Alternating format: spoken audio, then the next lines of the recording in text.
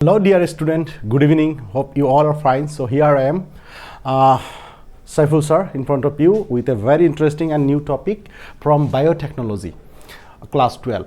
So জীৱ প্ৰযুক্তিবিদ্যা বিজ্ঞানৰ যেটো জীৱ প্ৰযুক্তিবিদ্যা যেটো চেপ্টাৰ বায়োটেকনলজি তাৰ পৰা লাষ্টৰ ফালে টপিক লাষ্টৰ ফালে আহি গৈছো বহুত কথা আলোচনা কৰিছো ইয়াৰ আগৰ ভিডিঅ'বিলাক চাই লবা প্লে লিষ্টত দিয়া আছে সো আজিৰ ভিডিঅ'ত আজিৰ যেটো টপিক হিটল কম্পিটেন্ট হোষ্ট বা সক্ষম পোষক এটো কি বস্তু একচুয়ালি ওকে ডিয়ার স্টুডেন্ট ইয়ার আগর ভিডিওতে গম পাবা তোমালোকে চালে যে ইয়ার কি কৰিছো আমি প্লাজমিড ভেক্টৰ এটা ডিজাইন কৰিছো যেনেকুৱা ধৰা এইটো হল এটা প্লাজমিড ধৰি লোৱা ইয়াৰ নাম PBR3T2 ইয়াৰ বিষয়ে মই আগৰ ভিডিওবিলাকত আলোচনা কৰিছো আৰু ধৰা ইয়াতে আমি এটা ফৰেন ডিএনএ সোমাই দিছো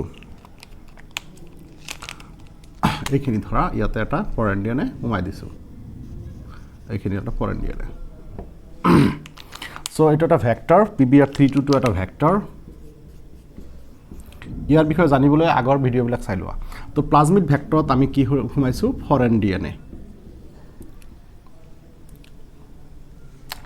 ডিএনএ বা এলিয়েন ডিএনএ সোমাই দিছো এতিয়া চোৱা সো প্লাজমিড ভেক্টৰত ফৰেন ডিএনএ এটা সোমাই দিয়াৰ পিছত আমাৰ এই ভেক্টৰটোৰ টাৰ্গেট কি থাকে আমি বেলেগ এটা হোষ্টৰ ভিতৰত সোমাব লাগিব এতিয়া তো এইটো আমি লৈ কোড যাম এইটো আমি এটা হোষ্টৰ ভিতৰত সোমাম ধৰা আমাৰ হোষ্ট হল এটা ব্যাকটেৰিয়া এইটো এটা ব্যাকটেৰিয়া এতে এই ব্যাকটেৰিয়াটোৰ ভিতৰত সোমাব লাগে ধৰি লোৱা এইটো ব্যাকটেৰিয়াৰ নাম হল ইকলাই ব্যাকটেৰিয়াটো কেনেকুৱা চোৱা ইকলাই ব্যাকটেৰিয়াৰ ভিতৰত কি থাকে প্লাজমা মেমব্ৰেন থাকে এজ ওয়েল এজ এটা কি থাকে সেল ওয়াল থাকে এইটো চোৱা এইটো হল তাৰ সেল ওয়াল আৰু এইটো তাৰ plasma membrane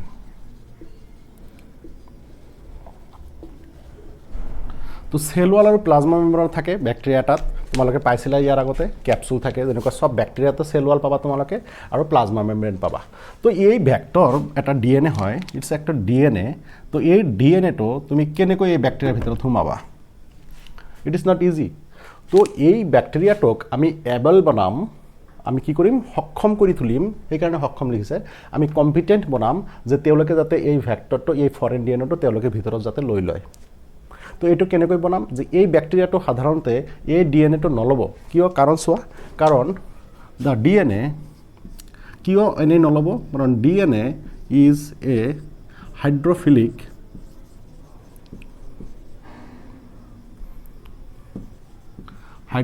molecule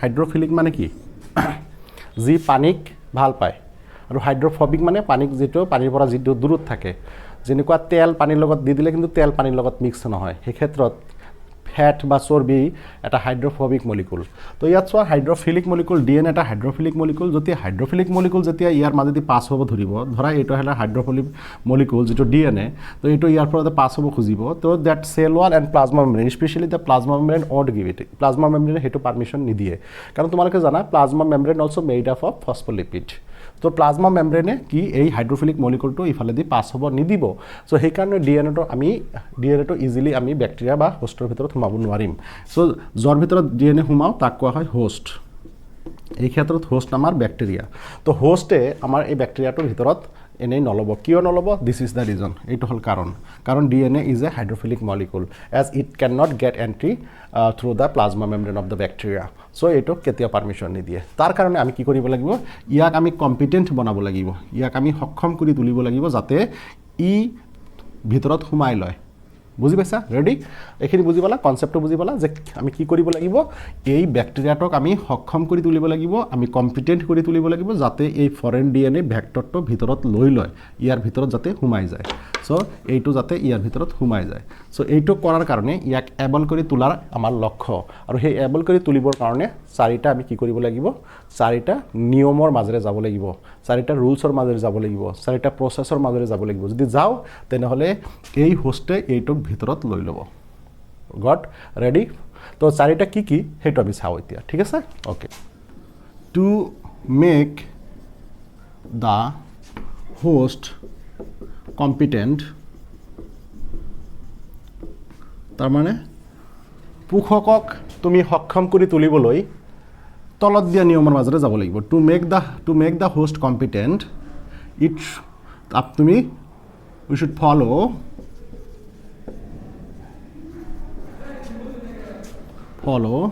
the following rules। तो आपको होस्ट को कॉम्पिटेंट बनाने के लिए हम क्या करना चाहिए, हम कोई रूल्स को फॉलो करना है। तो क्या क्या है रूल्स, चलिए देखते हैं। तो पहला जो रूल्स है वो वाला ये वाला है। देखिए पहले आपको क्या करना हैगा, डीएनए को आप क्या करना होगा, जो डीएनए को आप अंदर डालने वाले हैं वो वाला नहीं, आप क्या करना है होस्ट को, जैसा होस्ट क्या है इधर, होस्ट है बैक्टीरिया, ये होस्ट है। तो आप क्या करेंगे, ये होस्ट का जो मेम्ब्रेन है, जो सेल वॉल है, उसको हम क्या करेंगे, लूजन करेंगे, ढीला करेंगे। करने के लिए हम क्या करेंगे, हम यहाँ बाइवेलेंट, हम क्या करेंगे इसमें डाइवेलेंट कैटायन ऐड करेंगे। डाइवेलेंट कैटायन ऐड करेंगे। क्या, एक डाइवेलेंट कैटायन का एग्जांपल दे दो, कैल्शियम। तो कैल्शियम 2+ एक डाइवेलेंट कैटायन है, बाइवेलेंट कैटायन भी बोल सकते हैं। तो ये सब हम ऐड करेंगे पहले ये होस्ट में। तो होस्ट क्या करेगा, इमीडिएटली होस्ट क्या करेगा, उसका जो सेल वॉल होगा वो सेल वॉल से डीएनए को खींच लेगा, डीएनए चला जाएगा अंदर। तो बी, ऑप्शन बी में क्या करेंगे, सो आइस में डालेंगे। कहाँ डालेंगे, उसके बाद हम होस्ट को कहाँ डालेंगे, आइस में डालेंगे। तो आइस में इंक्यूबेट करेंगे। सो इसमें लिख सकते हैं इंक्यूबेट इन आइस।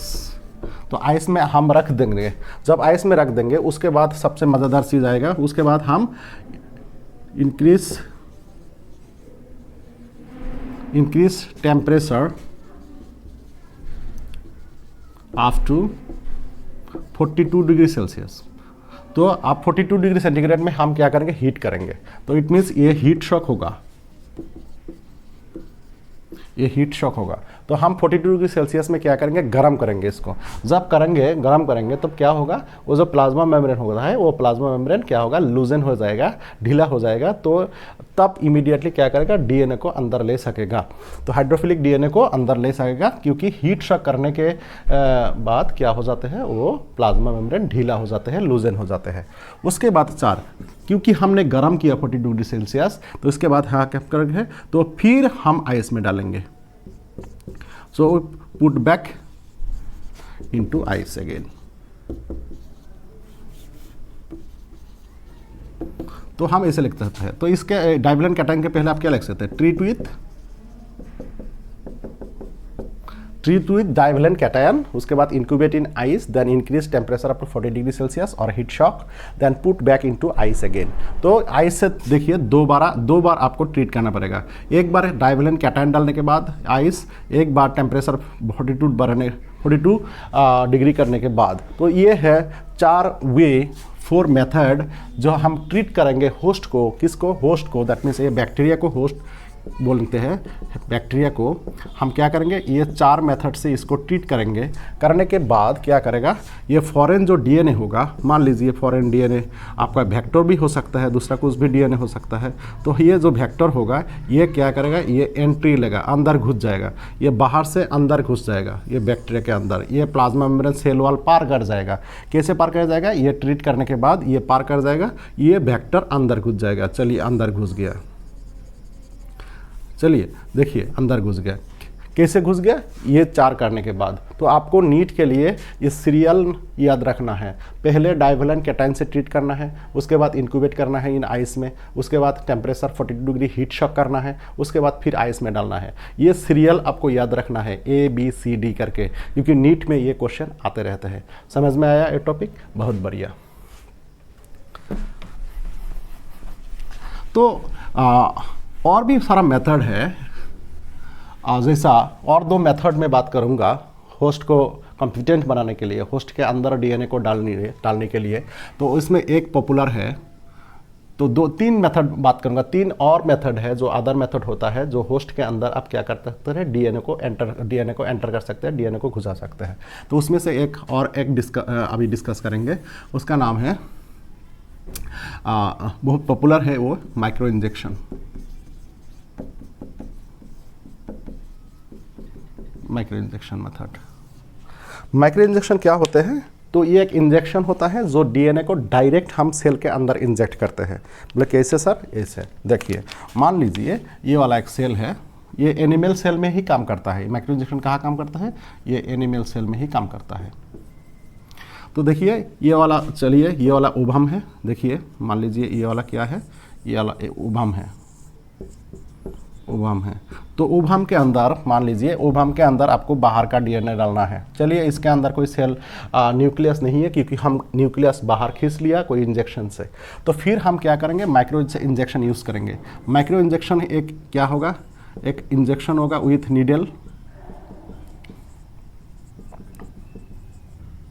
तो ये है इंजेक्शन का नीडल, इसमें इंजेक्शन है, इसमें इंजेक्शन है, और इसमें एक सपोर्ट रहेगा, सेल को पकड़ने के लिए एक सपोर्ट रहेगा, जो सेल को हम पकड़ के रखेंगे, और इंजेक्शन इधर डालेंगे, और इंजेक्शन के अंदर हम हमारा डिज़ायर्ड डीएनए को डालेंगे, जो डीएनए हम इसके अंदर घुसाने के लिए सोच रहा हो।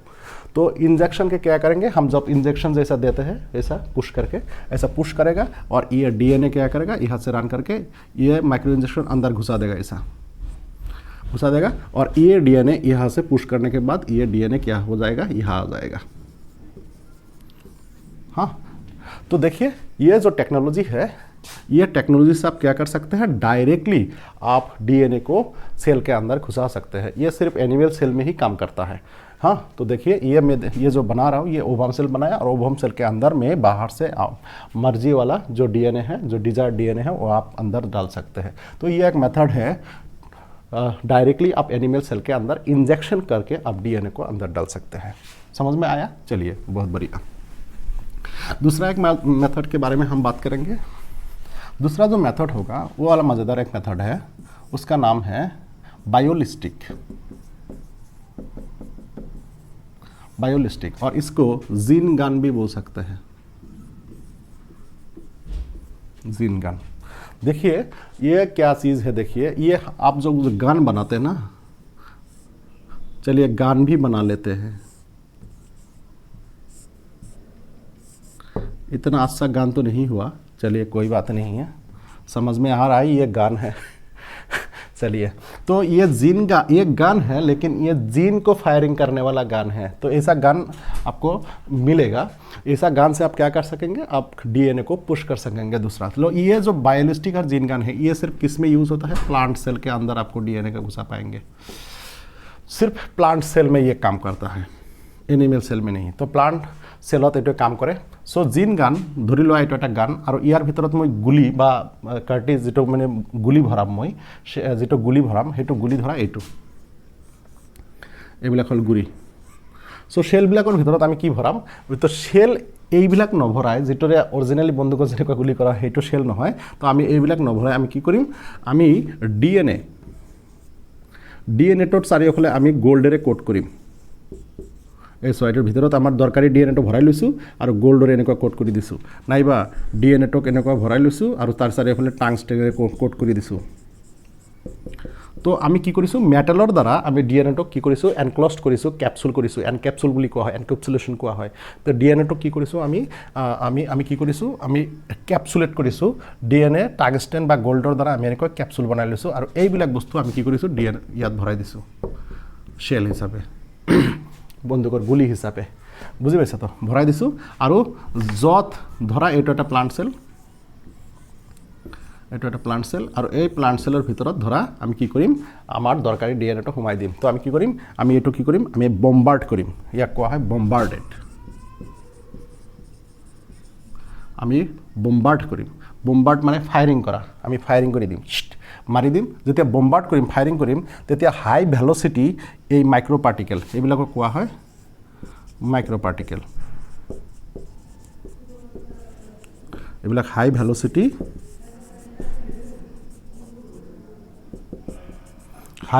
মাইক্ৰ' পাৰ্টিকেল, যিবিলাকৰ ভিতৰত একচুৱেলি আমাৰ দৰকাৰী ডিএনএটো আছে, ডিজায়াৰ্ড ডিএনএটো আছে। এইটো আমাৰ দৰকাৰী ডিএনএ। এই ডিএনএবিলাক কি কৰিব? এই বন্দুকৰ দ্বাৰা আমি ফায়াৰিং কৰিম, বম্বাৰ্ড কৰিম। বম্বাৰ্ড মানে ফায়াৰিং কৰা। আমি ফায়াৰিং কৰিম, লগে লগে এই যিটো ভৰাইছিলোঁ এইটো কি হ'ব? এই চেলৰ ভিতৰত সোমাই যাব। বুজি পাইছা? তো আমাৰ প্লাণ্ট চেলৰ ভিতৰত আমি যদি কোনোবা ফৰেন ডিএনএ সোমাব খোজোঁ, তেনেহ'লে এটা ধুনীয়া মেথড হ'ল বায়োলিষ্টিক বা জিন গান, যিটোৰ দ্বাৰা আমি কি কৰিম, আমি high velocity micro particles enclosed with tungsten and gold, the DNA can be bombarded into the plant cell by this method called bioholistic or gene gun. समझ में आया? तो हम क्या कर सकते हैं, हम गन है एक्चुअली रियली, आप इंटरनेट में मार के देखना है, हम देखा है, तो वो जो गन है वो गन फायरिंग करके बोम्बार्ड करके आप क्या कर सकते हैं, डीएनए को प्लांट सेल के अंदर घुसा सकते हैं। ये एक मेथड है बायोलिस्टिक और जीन गन। तो इसके ऊपर एग्जाम में बोर्ड में शॉर्ट नोट लिखने के लिए आता है। चलिए, और भी एक मज़ेदार टेक्निक है, आप सेल के अंदर डीएनए को घुसा पाएंगे। चलिए देखिए ये वाला कौन सा है। तीसरा जो टेक्नोलॉजी है डीएनए कोई सेल के अंदर घुसाने का, वो है डिसआर्म पैथोजन वेक्टर। ये क्या है? डिसआर्म पैथोजन वेक्टर क्या है? डिसआर्म माने कि आर्मी केटाक যদি কোয়া হয় ভাই তোর বন্দুক সন্দুক থই দে, তাক কোৱা হয় ডিজাম হোৱা, বোলে তোৰ হাতত যিটো বন্দুক আছে বন্দুকটো পেলাই দে, থৈ দে, সেইটো কোৱা হয় ডিজাম। তো ইয়াত পেথোজেনক ডিজাম হ'বলৈ কোৱা মানে কি, ধৰি লোৱা এটা পেথোজেনৰ নাম কওঁ, কি সেইটো পেথোজেন, ধৰা এটা আগাৰোবেক্টেৰিয়াম,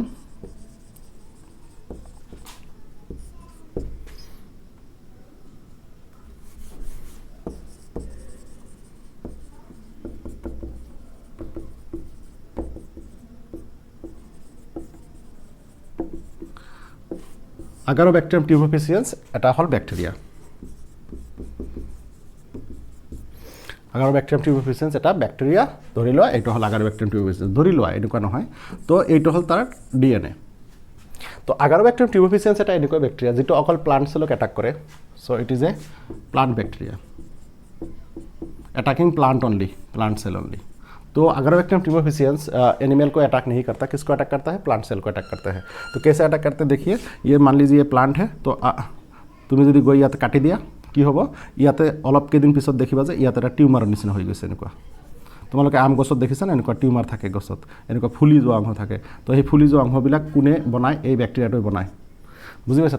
তো দ্যাটস ওয়াই আগাৰোবেক্টিৰিয়াম টিউবৰকুলোচিয়েন্স এজ এ টিউমি ইয়াত লিখা আছে না, কিয় লিখা আছে জানা, কাৰণ এইটো টিউমাৰ ইনডিউচিং বেক্টেৰিয়া, টিউমাৰ বনায়। কাক ক'ত টিউমাৰ বনায়, গছত টিউমাৰ বনায়। তো গছত টিউমাৰ বনায়, গছ এটা এনেকুৱা ধুনীয়া গছ আছিলে, এনেকুৱা ঠাৰি আছিলে, ঠাৰিৰ মাজত এনেকুৱাকৈ ফুলাই দিলে, তো এইটো টিউমাৰ হৈ গ'ল। তো এইটো টিউমাৰ কোনে বনায়, এই বেক্টেৰিয়া বনায়। ইণ্টাৰেষ্টিং।